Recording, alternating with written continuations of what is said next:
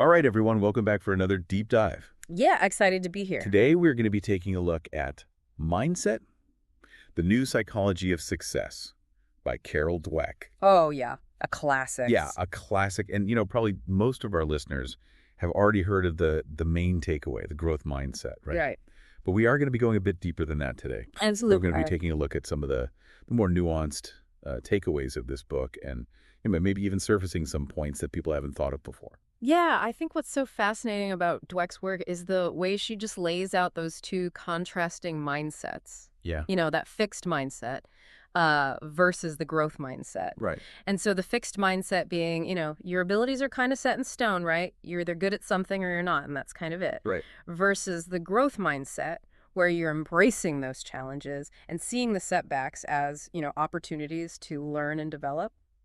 Yeah, and I think it's so easy to hear that and think, "Oh yeah, growth mindset, that's what I have."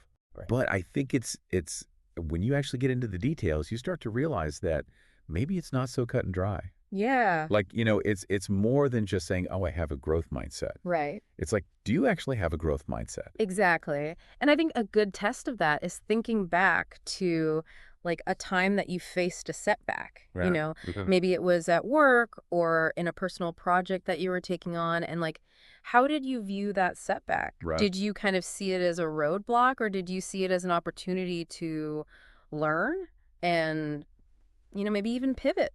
Yeah, that's a really good point. And that's actually something that Dweck talks about, you know. Yeah. Is not something that you're just born with. Right. Right, like some people aren't just born with a growth mindset and some people are born with a fixed mindset. Right. Like this is something that can be cultivated. And she talks about the different ways that you can actually cultivate a growth mindset. Absolutely. Um, One of the things that really stuck out to me was the way we praise. Mm. Like if we are constantly praising people for their inherent talent, for being smart, Yeah. then, that can actually lead them to develop more of a fixed mindset. Yeah. Versus if we are praising their efforts, the process, Hmm. like, wow, you really put a lot of effort into that, or, I can really tell that you persevered even though it was hard. Yeah, you're so focused on the process. And I think that's what can be so powerful is that you're not just kind of relying on, some innate ability, but you're really focusing on honing your craft. And that's something that I think anyone can do. Right. And I know that some people push back on this idea. They say, well, what about natural talent? Right. Like, shouldn't we acknowledge that? Shouldn't we, encourage people who are naturally gifted at things? Absolutely. And I don't think it's about, ignoring natural talent or, saying that it doesn't exist because obviously some people are naturally, predisposed to be good at certain things. Right. But it's about, not just stopping there. Yep. Because if you imagine like a young child who's really gifted at drawing, for example, Yeah. if they're only ever praised for, being a natural or, being so talented at drawing, they might become afraid to experiment or to Oh, try new things because they don't want to, mess up that image of themselves. right. But if you praise them for their effort, their Hmm. willingness to explore and, their process, then they're more likely to actually continue developing that skill. Yeah, that makes a lot of sense.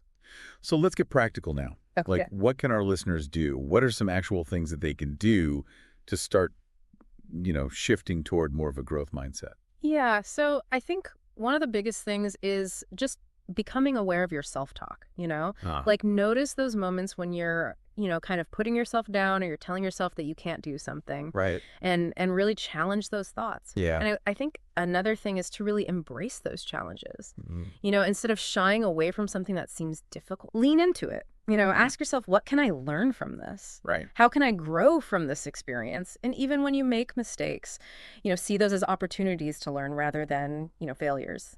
Right. And, ask for feedback. Yeah. Like, don't be afraid to get feedback from other people, even if it's, not always positive. Exactly. Because I think sometimes we can be so afraid of, being judged or, looking bad that we shy away from feedback. But actually, feedback is one of the most valuable things that we can get Right. because it helps us see those blind spots that we might not be aware of. Yeah. And I think, it was so interesting about this book is that she really emphasizes that this is not just about, work or school. Right. This is about life. This Exactly. is about relationships, personal growth. It's about everything. Yeah. And, to be fair, there are some people who do push back on Dweck's work.